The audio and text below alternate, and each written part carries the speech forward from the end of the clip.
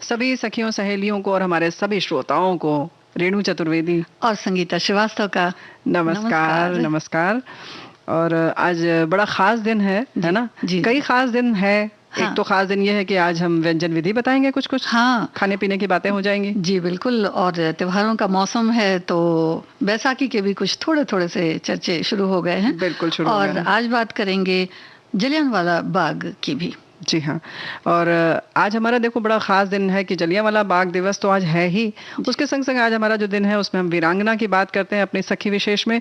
तो आज हम वीरांगना मैना देवी की बात करेंगे, उनके बारे में जानेंगे, है ना जी। और जो आदतें होती हैं हमारी वो कैसी हैं, क्या नहीं है, क्या उनमें कुछ बदलाव की ज़रूरत है और क्या हम उसे बदल सकते हैं, इन सब विषयों पर भी हम चर्चा करेंगे, है ना? जी बिल्कुल। और वैसे तो आदतें होती हैं जो कोशिश करने से बदली जा सकती है। ऐसा? बिल्कुल। तो हमारे श्रोता बिल्कुल लिखेंगे। चलो तुम आश्वासन दे रही हो तो मान लेते हैं संगीता, है कि नहीं? जी। और अब बात करते हैं वीरांगना मैना देवी की। बिल्कुल। तो ये 1857 की जब क्रांति हुई तो इसमें महिलाओं ने भी बहुत इसको सफल बनाया, उसमें बढ़ चढ़ के हिस्सा लिया। ऐसा नहीं है, जो भी क्रांतियां हुई ऐसा हम सोचते हैं कि हाँ पहले हमारी बहनों को निकलने की इजाज़त नहीं थी, बहुत हद तक अंदर रहती थी, लेकिन फिर भी जब ज़रूरत पड़ी तो उन्होंने दिखा दिया कि उनके में भी उतना ही साहस है, उतनी ही बलिदान की क्षमता है, उतना ही त्याग की भावना वो रखती हैं। और इसको सफल बनाने में 1857 की क्रांति में 13 वर्ष की बालिका ने भी अपने प्राणों की आहुति दी थी और क्रांति की लहर को और तेज किया था। तो इस 13 वर्षीय बालिका का नाम था मैना देवी। जी। और मैना देवी जो क्रांतिकारी नेता धुंधु पंत नाना साहब की पुत्री थी। मैना अपने पिता के साथ बिठूर के महल में रहा करती थी। अंग्रेजों के साथ नाना साहब और अन्य क्रांतिकारी युद्ध में लगातार अंग्रेजों से लोहा लेते रहते थे। अंग्रेजों की दमनकारी नीति ने नाना साहब को बिठूर छोड़ने पर मजबूर कर दिया। नाना साहब कहीं और जाकर युद्ध का संचालन करना चाहते थे, इसलिए वो बिठूर से निकल पड़े और बिठूर के महल में मैना देवी और कुछ राजमहल के वफादार रह गए, जिन्हें खतरे को भांपते हुए नाना साहब ने कह दिया था कि भाई तुम लोग यहीं रहो। हाँ, है ना? जी। और कानपुर में हर तरफ अंग्रेज़ों के जो सैनिक हुआ करते थे वो लूटपाट और इसी तरह के जो वारदातें थी उनको अंजाम दे रहे थे, हत्या भी कर रहे थे। हाँ। लूटपाट करते थे। बिल्कुल सही बात है। जी जी। और इसके बाद बिठूर के महल में वो पहुंचे जहां राजमहल लूट लिया गया। जनरल हे को अब बिठूर के महल को तोप से उड़ाना था क्योंकि ऐसा ही आदेश था। इसी समय मैना देवी सामने आई और उन्होंने उनसे ऐसा करने के लिए मना किया। न मानने पर जनरल हे से कहा, आपकी पुत्री मेरी सहेली है, कृपया मेरा घर न जलाएं, मैं इसे बहुत प्यार करती हूँ। जी। और इस बात को सुनकर जनरल हे द्रवित हो उठे और कहने लगे कि मैं इसका प्रयास करूंगा। तभी वहां सेनापति जनरल आउट्रम आ गए। उन्हें जनरल हे ने समझाया कि क्यों ना लॉर्ड कैनिंग से बात कर ली जाए, लेकिन आउट्रम नहीं माने और जनरल हे वहां से चले गए। इसके बाद जो होना था वही हुआ। महल को ध्वस्त कर दिया गया और मैना देवी को गिरफ्तार कर लिया गया।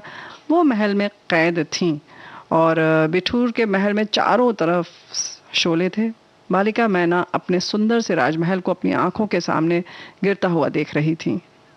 आग उगलती तोपों ने महल के हर कोने को राख में बदल दिया।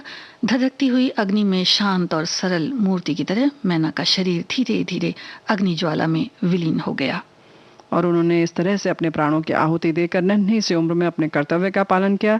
मैना उम्र में भले ही छोटी थीं, लेकिन अंग्रेज़ों को लेकर उनके दिल में ज़रा भी घबराहट और डर नहीं था। वो महल और महल के लोगों को बचाने के लिए सामने आई, जबकि उन्हें मालूम था कि उन्हें गिरफ्तार कर लिया जाएगा। इस तरह से बहुत निर्भीक थी, जैसा कि इनकी बातों से और उनके क्रियाकलापों से तो ऐसा ही लगता है। जी।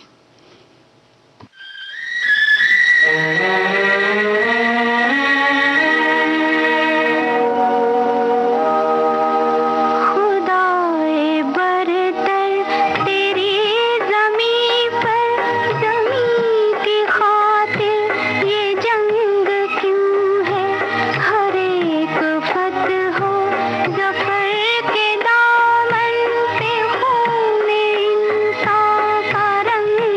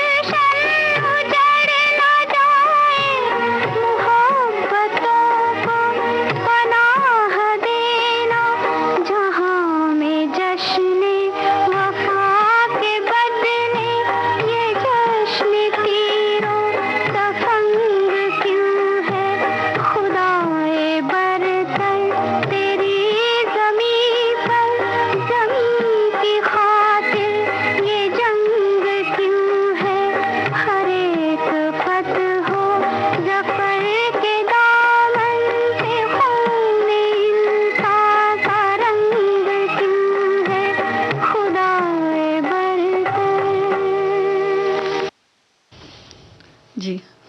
अब हमारे श्रोताओं ने बहुत सारे कमेंट्स लिखे हैं रेणु जी। एक हमारे श्रोता लिखते हैं कि आज की कड़ी में कुछ बेहतरीन बातें होंगी, आदतें डालना नहीं पड़ती, वे संगत से स्वतः ही निर्मित हो जाती हैं।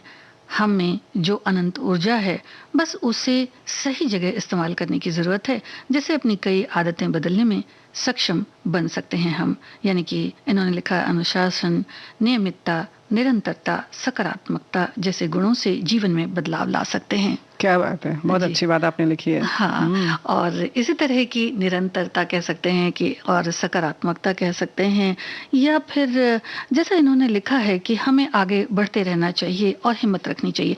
तो जलियांवाला बाग की भी कुछ इसी तरह की बात थी कि बड़ी ही शिद्दत से जो लोग वहाँ पर बैठे थे वो ये चाहते थे कि भाई कुछ परिवर्तन हो और हम कुछ यहाँ जो बैठे हैं उनमें कुछ ना कुछ सकारात्मकता इस तरह की आए कि हम अपने देश में जो बरतानिया हुकूमत है उससे हम निजात पा लें।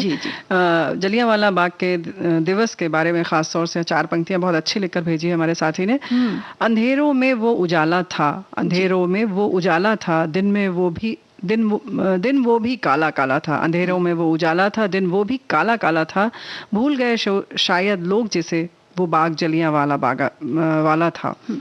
एक बार फिर से पढ़ते हैं। अंधेरों में वो उजाला था, दिन में वो भी काला काला था, भूल गए शायद लोग जिसे वो बाग जलियांवाला था। शहीदों को भावभीनी श्रद्धांजलि देते हुए आपने ये 4 पंक्तियां लिखी हैं, बहुत अच्छी लिखी हैं। वैसे सभी जानते हैं कि रोलेट एक्ट जो आया था 1916 में, न्यायाधीश सिडनी रोलेट की अध्यक्षता में एक समिति गठित हुई थी जिसमें ब्रिटिश सरकार ने भारतीय स्वतंत्रता संग्राम को कुचलने के लिए 18 मार्च 1919 को ये एक्ट निर्मित किया, जिसे काला कानून भी कहा जाता है, जिसके अनुसार किसी भी भारतीय पर अदालत में बिना मुकदमा बताए हुए मुकदमा चलाया जा सकता है, उसे जेल में बंद किया जा सकता है और अपराधी के सारे अधिकार भी छीन लिए जा सकते हैं, क्योंकि उन्हें उच्च न्यायालय में अपील करने का भी अधिकार नहीं था। जी, और ये वो समय था जब प्रथम विश्व युद्ध के बाद भारतीय जनता ब्रिटिश हुकूमत से नरमी की उम्मीद कर रही थी, क्योंकि प्रथम विश्व युद्ध में भारतीयों ने साथ दिया था और इसी को लेकर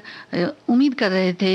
लेकिन रॉलेट एक्ट से नाराज नेताओं ने एक सभा का आयोजन 13 अप्रैल 1919 को बैसाखी के दिन अमृतसर के जलियांवाला बाग में किया। हालांकि उस दिन शहर में कर्फ्यू लगा हुआ था और उस दिन बैसाखी का पर्व भी था। बैसाखी पर्व की वजह से ही भीड़ जो थी वो ज्यादा इकट्ठा थी और जलियांवाला बाग की तरफ जाने का रास्ता, हम लोगों ने सबने कहानी सुनी है बचपन से, बहुत संकीर्ण था। एक ही गली थी और वो बंद थी आगे से, तो लगभग 5000 लोग इकट्ठा हुए जो भाषण सुन रहे थे। तभी जनरल डायर 90 ब्रिटिश सैनिकों के साथ वहां पहुंचे और बिना किसी चेतावनी के गोलियां चलाने लगे। इस भीड़ में छोटे बच्चे, महिलाएं, तमाम उम्र दराज लोग भी थे। सभी में भगदड़ मच गई। लोग जान बचाने के लिए इधर उधर भागने लगे। यहाँ एक कुआं भी था जिसमें लोग एक के बाद एक गिरते चले गए और देखते ही देखते कुआं जो है वो कहते हैं कि मृतकों से पट गया। हाँ, लोग तड़पते रहे, जाने जाती नहीं, बच्चे बिलखते रहे, लेकिन गोलियां चलती रहीं। मरने वाले शहीदों की संख्या लगभग 2000 बताई जाती है, लेकिन ब्रिटिश अधिकारियों ने जनरल डायर के इस कदम को सही ठहराया।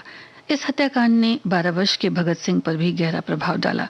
इसकी सूचना मिलते ही भगत सिंह, चूंकि वो अपने स्कूल में थे उस वक्त, तो 12 मील का सफर तय कर वो जलियांवाला बाग पहुंचे और वहीं पर उस वक्त जब गोलियां चल रही थी तो शहीद उधम सिंह भी थे, उनके भी पैर में गोलियां लगी थी जी। और बाद में फिर क्रांतिकारियों ने इस बात का बदला भी लेना चाहा। जी हाँ, हमारे बहुत सारे साथियों ने श्रद्धा सुमन अर्पित किए हैं, श्रद्धांजलि दी है, शहादत को याद किया है और जो अपने विचार भेजे हैं या कह सकते हैं श्रद्धा सुमन भेजे हैं वो इस तरह से है। लिखा है कि जलियांवाला बाग में आज ही के दिन शहीद हुए उन तमाम स्वतंत्रता सेनानियों को याद करते हुए शत शत नमन करते हैं। गर्व है हमें आपकी शहादत पर और गर्व रहेगा युगों युगों तक आने वाली पीढ़ियों को आपकी शहादत पर।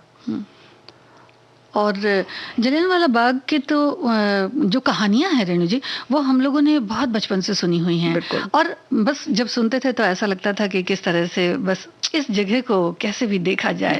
और जलियांवाला बाग एक हमारे श्रोता लिखते हैं कि दिन क्रूर ब्रिगेडियर जनरल रेजिनाल्ड डायर ने स्वर्ण मंदिर के पास स्थित जलियांवाला बाग में 13 अप्रैल 1919 को निहत्थे मासूमों पर गोली चलाने के आदेश दे दिए। इस गोलीबारी में सैकड़ों मासूम मारे गए और कई घायल भी हो गए। जी हाँ, इसी तरह से हमारे एक साथी ने और लिखा है, स्मारक में जलियांवाला बाग स्मारक में लौ के रूप में एक मीनार बनाई गई है, वहाँ शहीदों के नाम अंकित हैं।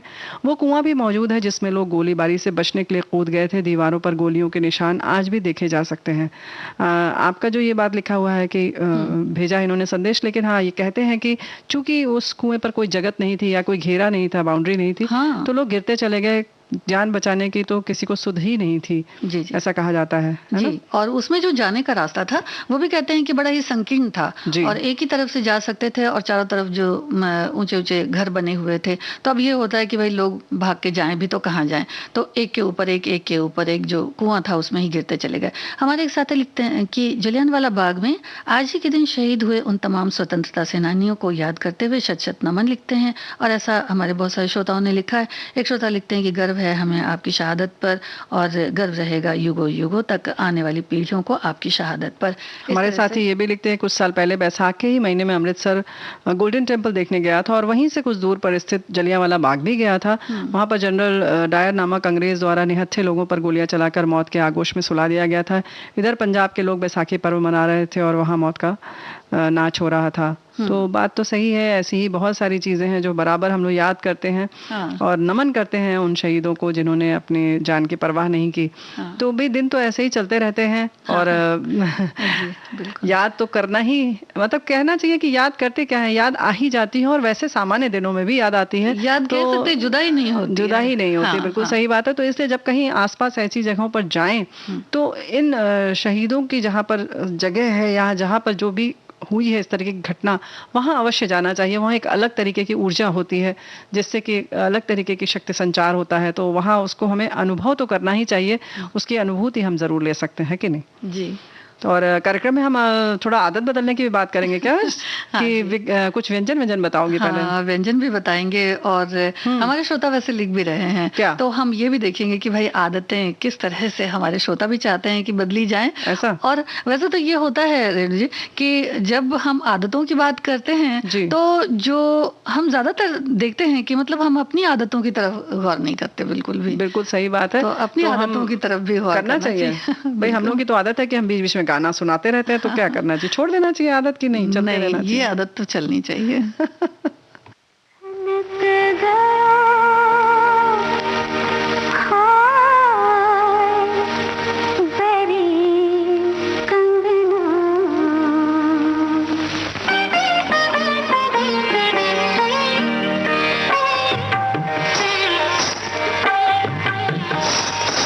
खनक गयो हाय बरी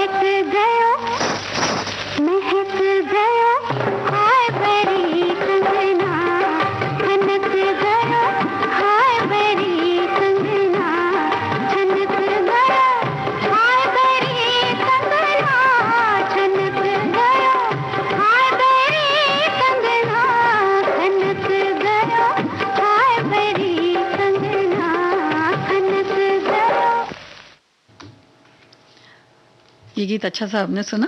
बिल्कुल सुना भाई, बज रहा है तो हम तो सुनेंगे ही, बैठे ही इसीलिए हैं। हाँ। और बराबर हमारे जो श्रोता भेज रहे हैं बातें वो भी हम पढ़ रहे हैं, देख रहे वाला हैं। बाग की बात भेज रहे हैं जी। हाँ, लिखा इन्होंने कि शहीद हो गए एक बाग में फूल दो जो एक माली के, रंग थे सबके जुदा गुथे हुए एक माला में, याद उनको करते होती हैं नम आंखें। तो बात बिल्कुल सही है कि सब अलग अलग जुदा रंग के थे लेकिन एक माला में गुथे हुए थे और उन्हें याद करके आज भी आंखें नम होती हैं। लेकिन हम लोग अब बात करने जा रहे थे कि कुछ आदतों के बारे में। हमारे बहुत सारे साथियों ने अलग अलग बातें लिखी हैं कि हाँ, आदतें बदली नहीं जाती। कुछ लिखते हैं कि आदतें देखने से बन जाती हैं। तो बातें तो बहुत सारी हैं लेकिन फिलहाल हम क्या बताने वाले हैं? उनका कहने का मतलब है कि अगर हम ऐसी आदतें डालेंगे, साथ साथ रहेंगे तो फिर वैसी बन जाएंगी, यानी कि अच्छी आदतें भी बन सकती हैं।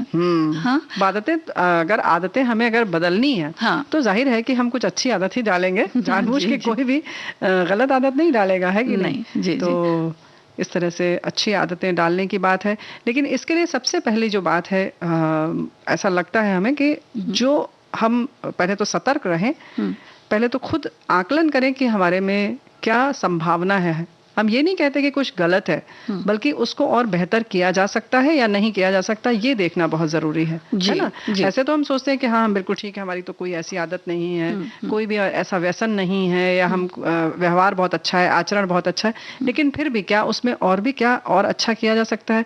क्योंकि संगीता, अक्सर जैसे किसी से मिलते हैं और हम जब देखते हैं कि वो बहुत शालीनता से धीरे धीरे बहुत मीठे मीठे बोल रहे हैं तो लगता है अरे काश हम भी ऐसे बोलते।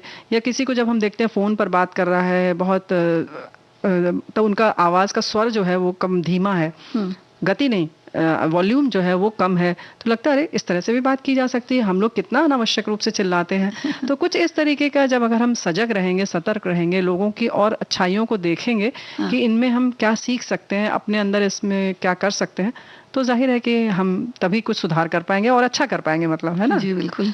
और जब धीरे धीरे बोलते हुए लोगों को सुनते हैं तो कभी कभी ऐसा नहीं लगता कि जब कहीं जाते हैं तो वादियां जो होती हैं वो बिल्कुल कुछ नहीं बोलती हैं, कुछ भी नहीं बोलती हैं। और कितना अच्छा लगता है, लेकिन कितना अच्छा लगता है, ऐसा लगता है जैसे कि हमसे बातें कर रही हैं। बिल्कुल तो सही बात ये है। भी बात होती है कि भाई प्रकृति तो बोल नहीं पाती, लेकिन उसकी भाषा भी हम समझते हैं और ये लगता है कि कुछ कुछ बातें हो रही हैं। जो भी बातें हो रही हैं वो बड़ी मीठी सी, बड़ी अच्छी सी हो रही हैं। बिल्कुल सही तुमने कहा जी। और इसी प्रकृति में जो है बहुत सारे पौधे भी हैं, बहुत सारे पेड़ भी हैं, और आजकल का जो समय है वो तो खूब अच्छे अच्छे फ्रूट्स का भी है, यानी फल भी हैं। तो इनमें आम जो है रेणु जी, वो अब आ चुका है। अच्छा। जी बिल्कुल। वैसे कुछ लोग तो ये कहते हैं कि भाई बारिश हो जाए उसके बाद ही आम खाना चाहिए, कुछ लोग बारिश के बाद खाना बंद कर देते हैं। हाँ, कुछ लोग बंद कर देते हैं। तो जो लोग खा रहे हैं उनके लिए बता दें एक। हाँ, बिल्कुल बिल्कुल जी। तो ये पहले व्यंजन बताने जा रही हो, क्या बात है? चलो चलो। एक मैंगो कस्टर्ड बता देते हैं कि इसके लिए आपको सामग्री लेनी है 2 टेबल स्पून कस्टर्ड पाउडर, आधा लीटर दूध, 2 आम जिनमें रेशे ना हो, या अंदाज से जो आपको अपने परिवार के लिए बनाना है।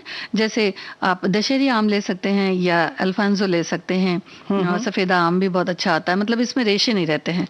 और आधा कप अंगूर कटे हुए ले लें, बादाम और पिस्ता, काजू जो आप डालना चाहें वो ले लें, आधे कप चीनी, 1 कप क्रीम व्हिप कर लें।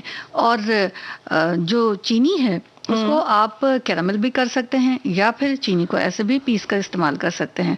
अब आधी प्याली जो बिना उबले हुए दूध है, मतलब कम उबालिए या फिर नॉर्मल जो टेम्परेचर रहता है, उसमें आपको कस्टर्ड पाउडर डालना है। यानी अगर गर्म में डालेंगे तो वो जमने लगते हैं। हाँ, वो उल्टी पड़ जाती है उसमें। हाँ जी। तो जो बिल्कुल ऐसे ही कस्टर्ड पाउडर हमेशा ठंडे या सामान्य जो तापमान के जो होते हैं, पानी हो चाहे दूध हो, जिसमें भी आपको घोलना हो तो सामान्य में, गर्म में घोलेंगे तो नहीं घुलेगा ठीक से, उल्टी पड़ जाती है। जी। तो उसमें कस्टर्ड पाउडर घोल लें और इसको पहले थोड़ा सा फेंट लें और बचे हुए दूध को उबाल लें मीडियम आंच पर। फिर कस्टर्ड घुला हुआ जो आपने रखा है वो थोड़ा थोड़ा डालते जाएं और उसे चलाते जाएं। 6-7 मिनट तक पकाकर ठंडा कर लें इसके बाद, और इसे बीच बीच में जरूर चलाएं क्योंकि फिर वो उसमें मलाई पड़ने लगती है, तो इस वजह से।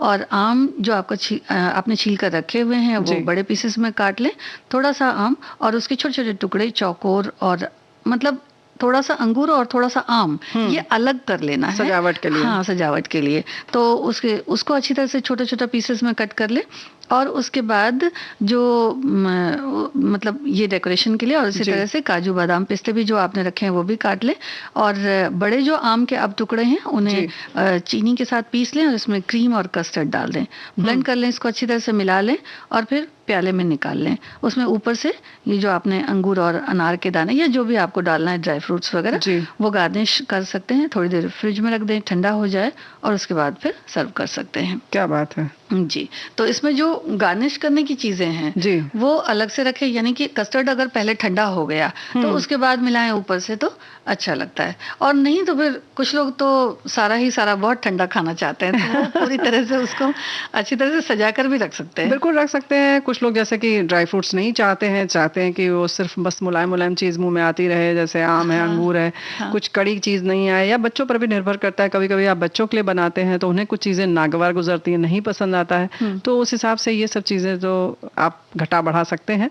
लेकिन हाँ, आम जरूर डालना पड़ेगा क्योंकि ये मैंगो कस्टर्ड है कि नहीं। बिल्कुल, बिल्कुल डालना पड़ेगा। और ड्राई फ्रूट्स की आदत नहीं है तो आदत डाल ली जाए, लेकिन आदत डालने से पहले एक गीत सुन लिया जाए, फिर कि पहले आदत की बात कर लें। जी, पहले आदत की बात कर लें। हाँ देखो, आदत तुमने पहले भी जैसे कहा था, हमारे बहुत सारे साथियों ने बहुत सारे संदेश भेजे हैं आदत के बारे में, और वो लिखते हैं कि दुनिया में ऐसा कोई भी व्यक्ति नहीं होगा जिसके अंदर कोई आदत ना हो, क्योंकि आदतें हमारे जीवन का एक अभिन्न पहलू हैं जो हर पल हमारे स्वभाव में शामिल रहती हैं। हमारा व्यक्तित्व हमारी आदतों से पहचाना जाता है।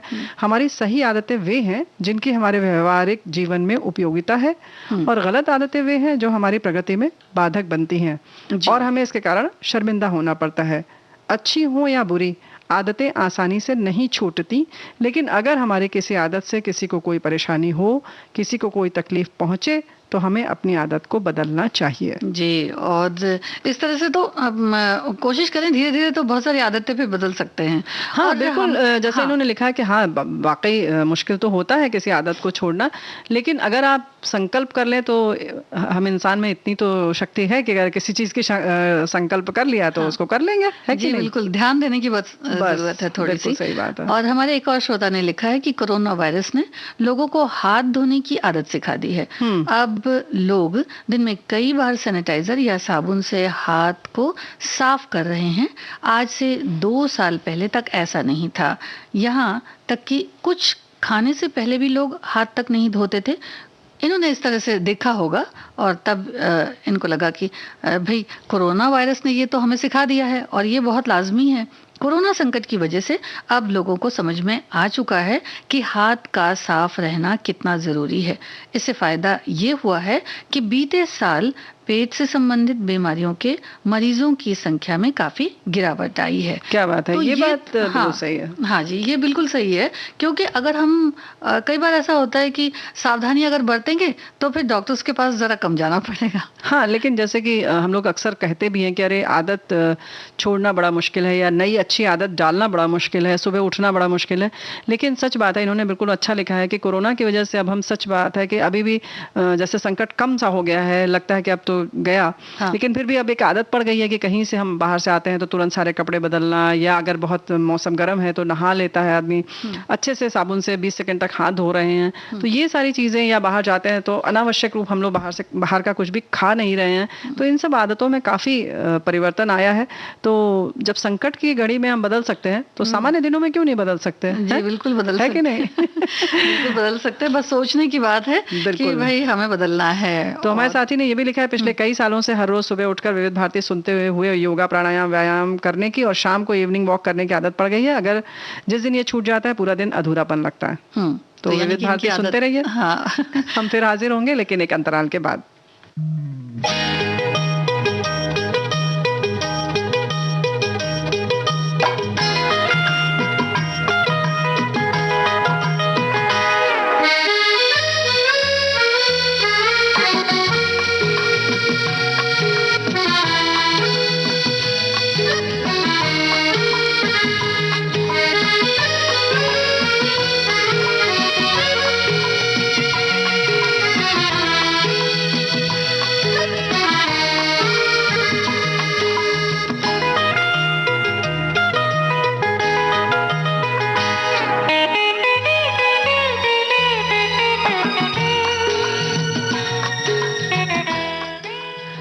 सोचती हूँ कि पहले गाना सुना दो। ऐसा एकदम से मतलब बिल्कुल तैयार बैठी थी संगीता, इन्होंने सोचा कि ऐसा ना हो कि कोई और व्यंजन विधि कह दे रेनू जी, तो बस फटाक से गीत की शरण में चले। चलो ठीक है, गाना सुनते हैं पहले।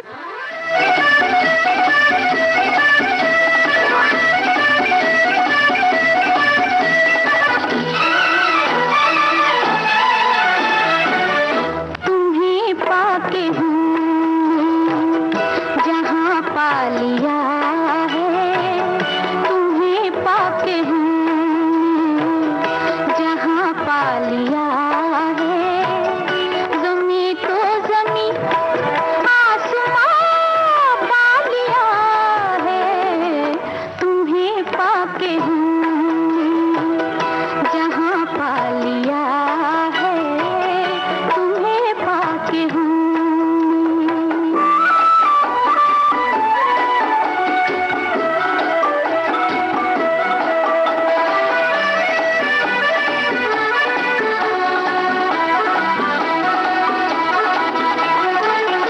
मिटा ना सकेगी जिसे अब खुदा भी, जला ना सकेंगे जिसे बिजलियाँ भी, मुहाबत का वो आशियाँ पा लिया है, तुम्हें पाके हूँ जहाँ पा लिया है, तुम्हें पाके हूँ।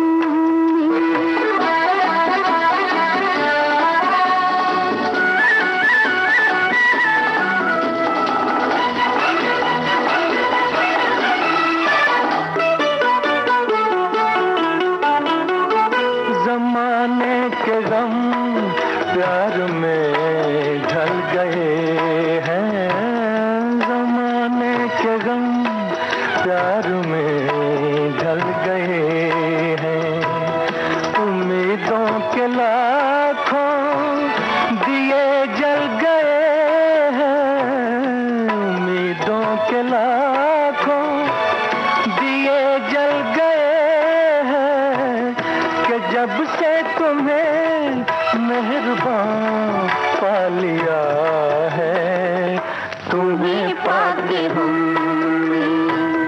जहाँ पा लिया है, तुम्हें पाके हूँ।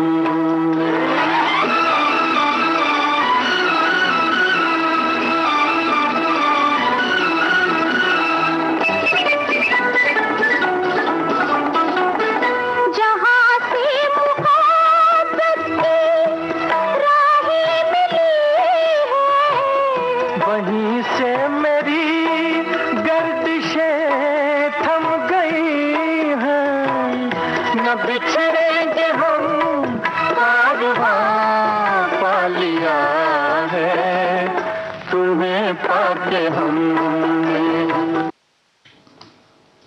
ये देखिए, हमारे एक श्रोता लिखे हैं, लिखते हैं कि कुछ आदतें बिल्कुल बदलने की जरूरत नहीं होती, जैसे रेडियो पर विविध भारती सुनना। क्या बात है जी, उसमें भी हम सखियों की गपशप, जैसे जीवन में महत्वपूर्ण जानकारियां मिलती हैं। हाँ, आदतें वो बदलना चाहिए जिनसे हमारा शारीरिक व मानसिक नुकसान हो, और साथ में अपनी आदतों से दूसरों को भी हानि पहुंचे। तो ऐसी आदतें तो बिल्कुल बदलनी चाहिए।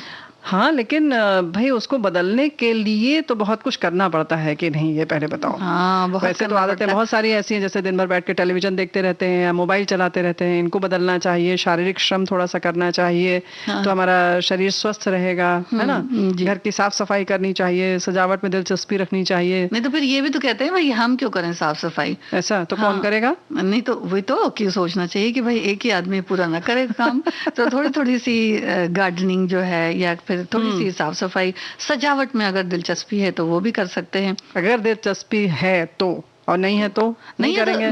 नहीं है तो जो कर रहा है उसकी मदद करेंगे ना।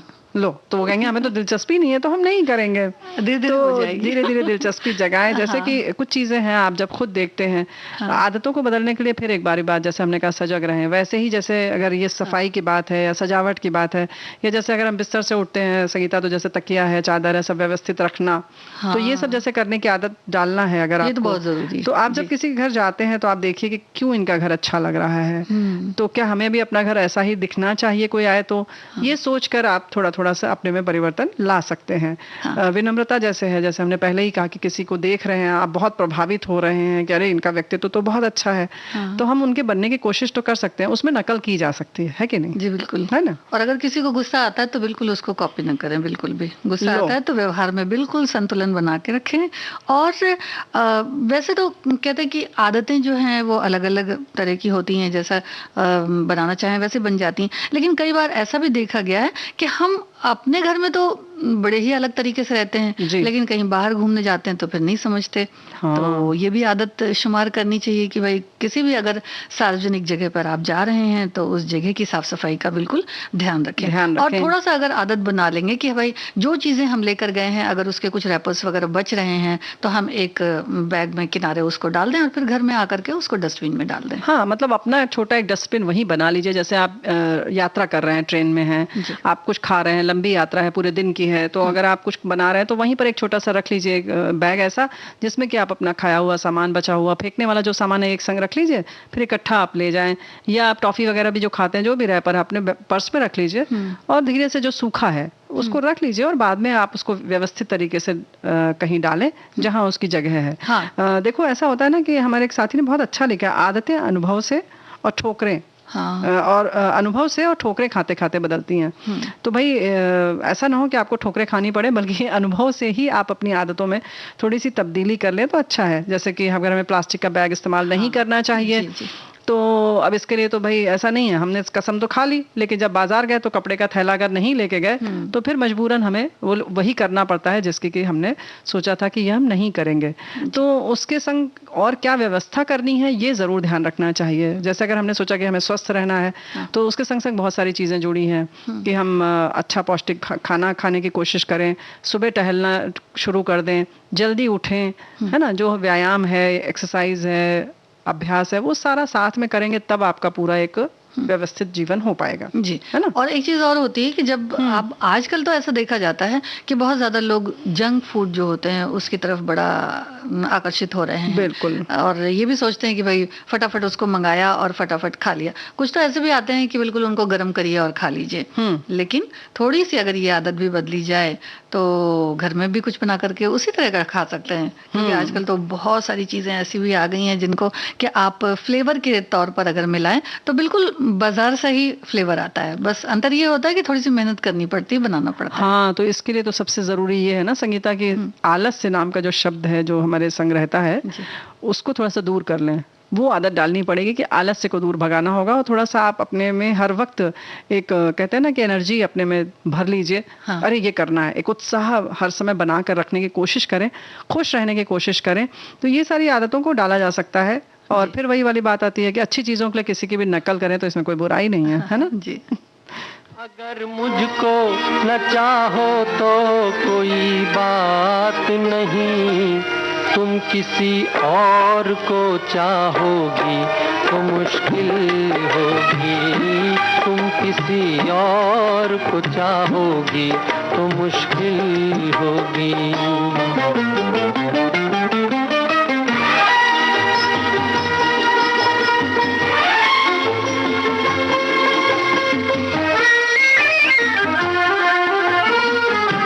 अब अगर मेल नहीं है तो जुदाई भी नहीं, बात तोड़ी भी नहीं, तुमने बनाई भी नहीं। ये सहारा ही बहुत है मेरे जीने के लिए, तुम अगर मेरी नहीं हो तो पराई भी नहीं।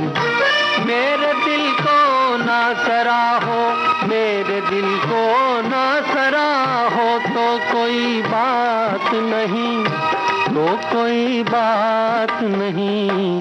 गैर के दिल को सराहोगी तो मुश्किल होगी, तुम किसी और को चाहोगी तो मुश्किल होगी।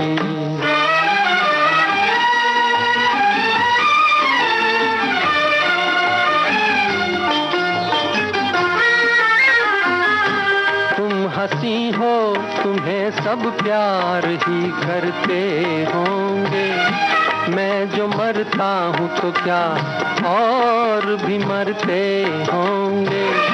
सबकी आंखों में इसी शौक का तूफान होगा, सबके सीने में यही दर्द उभरते होंगे। मेरे गम में ना करा हो, मेरे गम में ना करा हो तो कोई बात नहीं, तो कोई बात नहीं। और के गम में करा होगी तो मुश्किल होगी, तुम किसी और को चाहोगी तो मुश्किल होगी।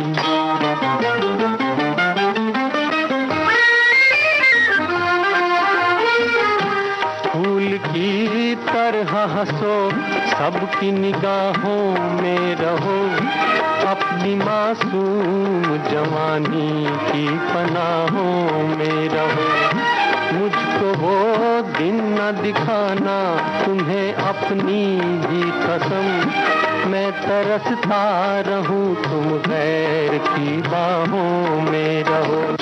तुम जो मुझसे ना निभाओ, तुम जो मुझसे ना निभाओ तो कोई बात नहीं, तो कोई बात नहीं। किसी दुश्मन से निभाओगी तो मुश्किल होगी, तुम किसी और को चाहोगी तो मुश्किल होगी। क्या बात है। गीत बहुत शानदार था। हाँ। लेकिन आदत बदलने की बात है, जो तो हमने पहले कहा था ना कि थोड़ा सा आलस से छोड़ना पड़ेगा, और ज़रूरत पड़े तो आप मतलब बागवानी करें, चाहे घर की सफाई करें, चाहे रसोई घर में चले जाएं कुछ अच्छा बनाने के लिए। हाँ बिल्कुल, है ना। रसोई घर में तो बहुत लोगों को बड़ा अच्छा भी लगता है, और बड़ा ही कहते हैं कि हमारी जो सखियां बनाती होंगी ना, उनसे शायद हमारे सखा भी थोड़ा ज्यादा ही अच्छा बना लेंगे। क्यों क्यों तुम सखाओं का क्यों पक्ष ले रही हो? पक्ष नहीं ले रही हूँ, बता रही आज तक हूँ। किसी ने कुछ खिलाया नहीं है भाई हमें, तो हम कैसे बता दें कि अच्छा बनाते हैं नहीं बनाते हैं। हाँ। बनाते होंगे, ठीक है, कभी मिल जाएगा तो पता चल जाएगा। जी बिल्कुल। तो हमारे बहुत सारे साथियों ने हालांकि लिखा है कि हमें विविध भारती की आदत है और ये आदत हम नहीं छोड़ना चाहते। तो भाई हमारी भी यही आदत है कि आपसे बिना मिले हमें नहीं अच्छा लगता। हाँ। तो हम भी ये आदत नहीं छोड़ना चाहते हैं, है ना। तो इन्होंने भी लिखा हुआ है कि बहुत सारी तब से जहाँ पा लिया बेहतरीन गीत सुनवा रहे हैं, बहुत बहुत धन्यवाद देते हैं। और इन्होंने वही सारी चीजें सब बार बार लिखी हैं। हाँ। लेकिन अब तो भाई रसोई घर की तरफ रुख करना पड़ेगा, है ना। हाँ, तो आप क्या बता रही हैं?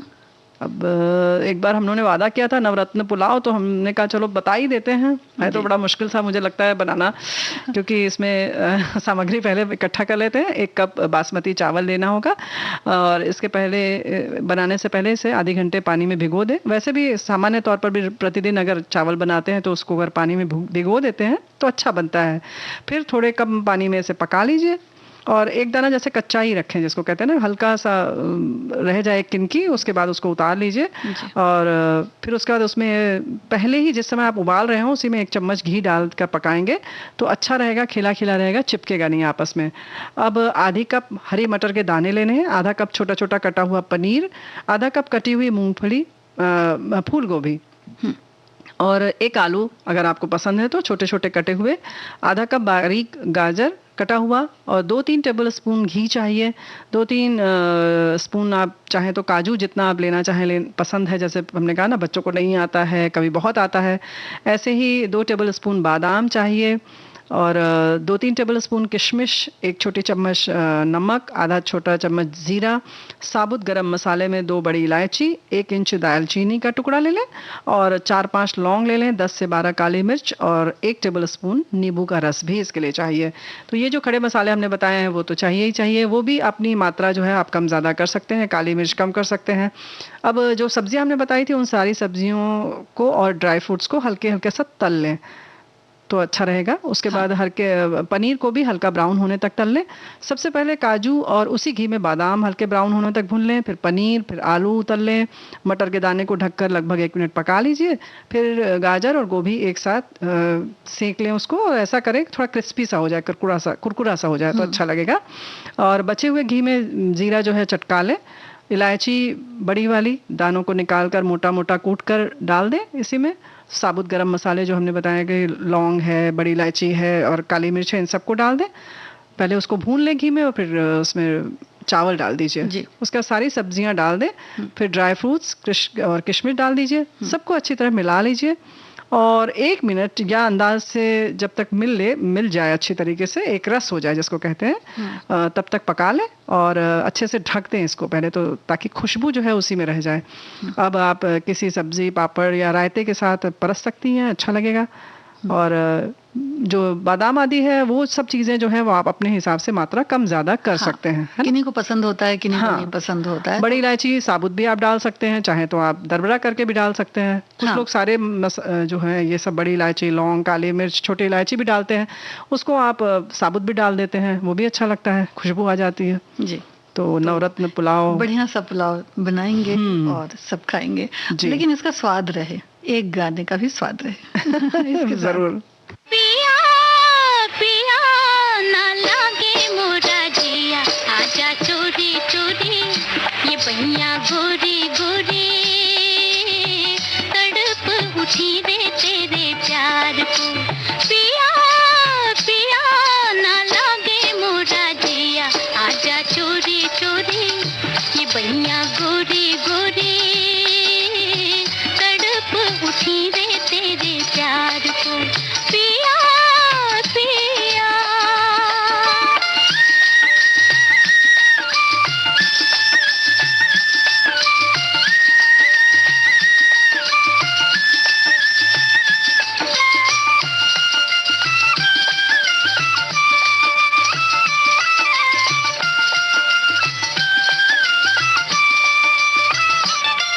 एक बन की कली मत वाली नगरी में आई खिलने, एक बन की कली मत वाली नगरी में आई खिलने, जंगल की मोरनी आई बागों के मोर से मिलने, जंगल की मोरनी आई बागों के मोर से मिलने, मिलने हो मिलने मोर से मिलने, मिलने हो मिलने मोर से मिलने,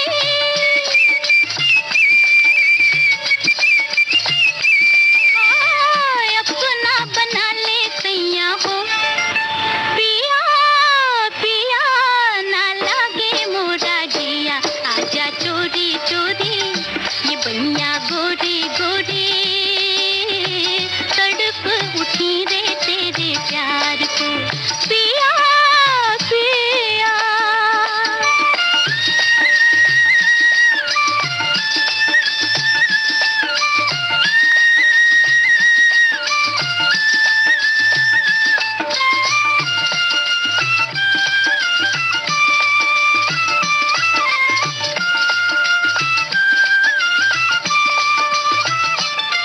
ओ बाके नैना वाले, ओ परदेसी मत वाले, ओ बाके नैना वाले, ओ परदेसी मत वाले, तू मुरली मुझे बना ले होठों से हाय लगा ले, तू मुरली मुझे बना ले होठों से हाय लगा ले, मुरली बना ले होठों से लगा ले, मुरली बना ले होठों से लगा ले,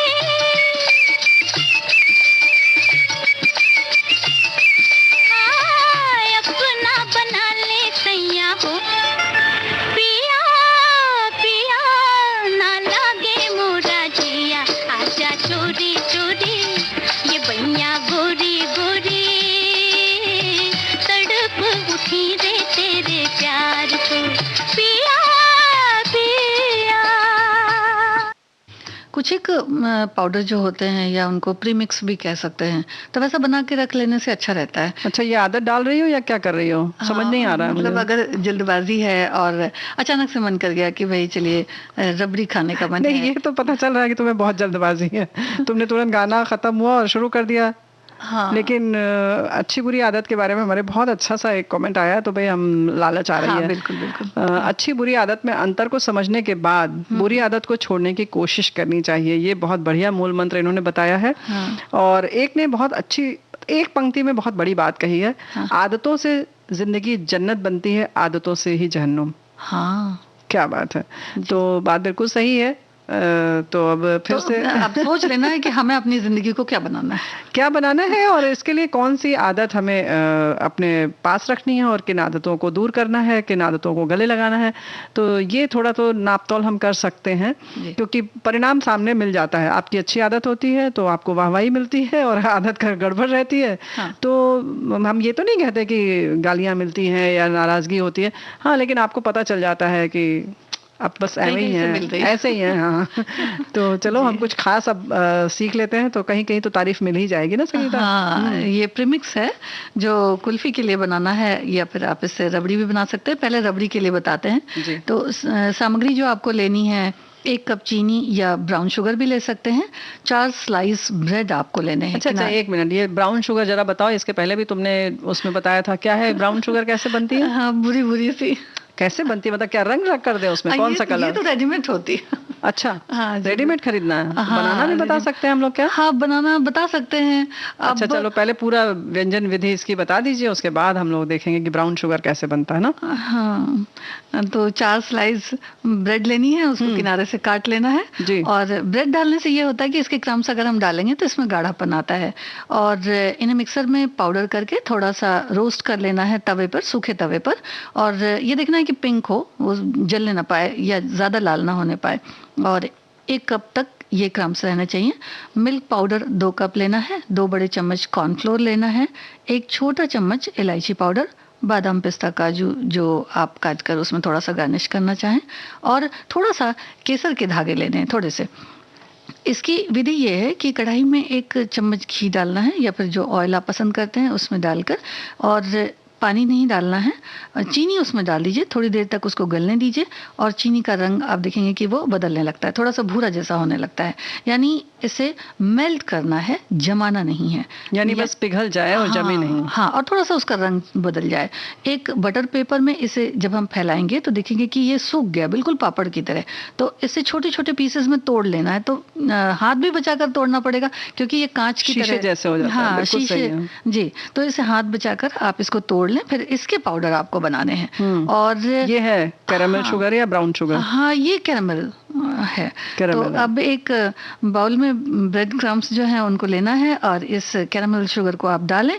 और इसमें वैसे जो सिंपल चीनी होती है उसे भी डाल सकते हैं। अच्छा। और उसके बाद इसमें मिल्क पाउडर आपको मिलाना है, कॉर्नफ्लोर, इलायची पाउडर, केसर, ये सब मिला करके आपको इसको सूखा ही रखना है। और जब बनाना है इसको तो 2 कप दूध में 1 कप ये पाउडर डाल दीजिए, और थोड़ी देर तक गाढ़ा कर लें इसे गैस पर। फिर ठंडा करके गार्निश करके रबड़ी की तरह, अब मतलब रबड़ी की तरह ये बन जाएगा। और ध्यान ये देना है कि इसको चलाते रहना है। रबड़ी की बिल्कुल। तरह मतलब यानी खूब गाढ़ा हो जाएगा। हाँ, और अगर आप चाहें तो मोल्ड में इसको जमा भी सकते हैं, यानी कि मोल्ड लेना है। क्या और मोल्ड गया? सांचा कह सकते हैं। जी, तो सांचे को लेकर के उसमें डाल दें, और उसमें डालने के बाद में फिर ऊपर से उसको बंद कर दें। जैसे सिल्वर फॉइल वगैरह आते हैं, उससे बंद कर दें। और बीच में एक लकड़ी का जो चम्मच आता है वो लगा दें, जो लकड़ी की स्टिक लगा दें या डंडी लगा दें। हाँ, आइसक्रीम स्टिक जो होती है वो लगा दें। और उसके बाद उसको उसी को जमा दें फ्रिज में। जमा दें, और ढक देंगे तो अच्छा, नहीं तो ऊपर बर्फ के रेशे आ जाएंगे, हाँ। जो खाने में मजा नहीं आएगा। और मोल्ड अगर नहीं है तो आपके पास कुछ भी प्लास्टिक की कटोरी या कुछ है तो आप उसमें भी जमा सकती हैं, बिल्कुल, उसको बिल्कुल। आपकी मर्जी है। हाँ। और स्टिक के बगैर चम्मच से भी खा सकते हैं। बिल्कुल बिल्कुल।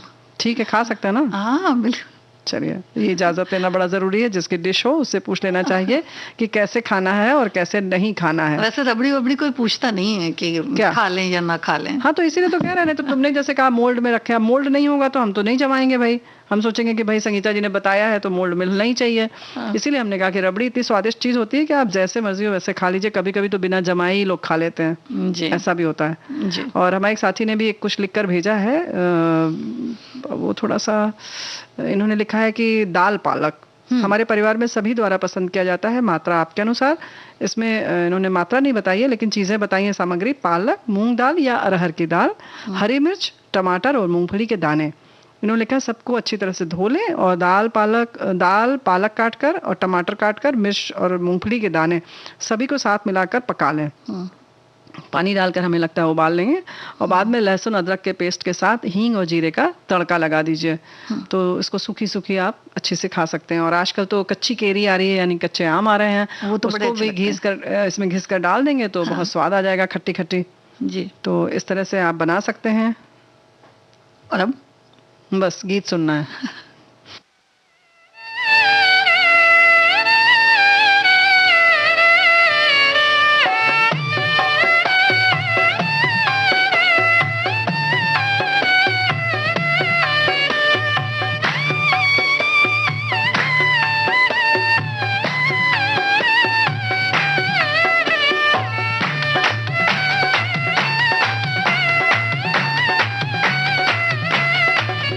अज टिबला मोहतरमा, कभी शोला कभी नगमा, इस आपके अंदाज का हाय क्या कहना। अज टिबला मोहतरमा, कभी शोला कभी नगमा, इस आपके अंदाज का हाय क्या कहना। अज टिबला मोहतरमा, कभी शोला कभी नगमा।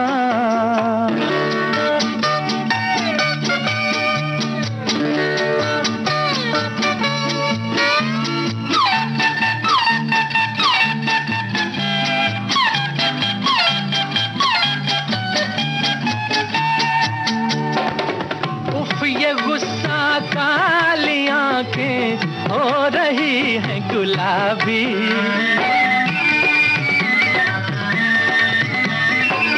आपकी तो ये अदा है और किसी की खराबी। अरे रे रे रे मैंने तुम्हें देखा, सिर्फ देखा मानिए कहना। मैंने तुम्हें देखा, सिर्फ देखा मानिए कहना। अज टिबला मोहतरमा, कभी शोला कभी नगमा, इस आपके अंदाज का हाय क्या कहना। अज टिबला मोहतरमा, कभी शोला कभी नगमा।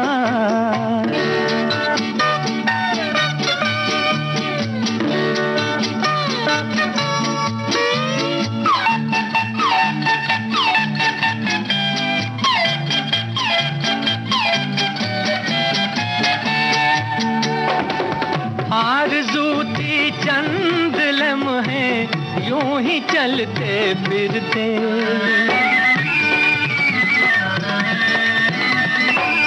बेतकल्लुफ हो के तुमसे चंद बातें करते। अरे रे रे रे तुम जो हंसी थे, दिल ने चाहा साथ ही रहना। तुम जो हंसी थे, दिल ने चाहा साथ ही रहना। अज टिबला मोहतरमा, कभी शोला कभी नगमा, इस आपके अंदाज का हाय क्या कहना। अज टिबला मोहतरमा, कभी शोला कभी नगमा। तो भाई देखो, ऐसे ही मूड बदलता रहता है, ऐसे मौसम बदलता रहता है, मन मिजाज बदलता है, तो खाने के व्यंजन का जो है ना, वो उस पे भी मन बदलता रहता है कि कभी मीठा खाने का मन करता है, कभी नमकीन खाने का मन करता है कि नहीं? कभी ठंडा ठंडा शेक पीने का मन करता है। तो भाई देखो, ऐसा है, ठंडा ठंडा शेक पीने का मन तो जरूर करता है, लेकिन अब समय नहीं है कि हम बताएं शेक आदि। लेकिन हाँ, रैप्स वगैरह हम बताएंगे अगले कार्यक्रम में। जी, अगले कार्यक्रम में। तो सभी से लेते हैं विदा। सभी को संगीता श्रीवास्तव और रेणु चतुर्वेदी का नमस्कार।